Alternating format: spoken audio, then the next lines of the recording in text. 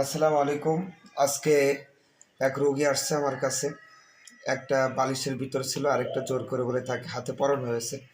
এখন কিসের জন্য সেটা হচ্ছে আমরা দেখবো খুলে, যে কি কারণে এই তাবিজটা করা হয়েছে সে জানতে চাচ্ছে।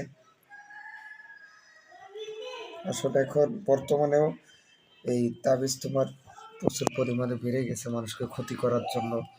বা একটা তাবিজ এই যে অনেক কষ্ট হয়েছে খুলতে। এটা কিসের জন্য একটু দেখি।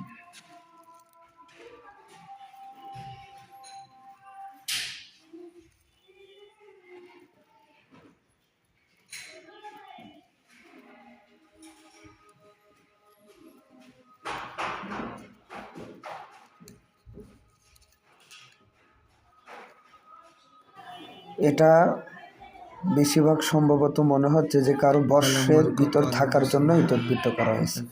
মানে যে করছে সে তার বালিশের ভিতর রাখছিল, আর এটার মানে হচ্ছে সে যেন তার কথা মতো চলে, কথা মতো বসে, এর জন্য।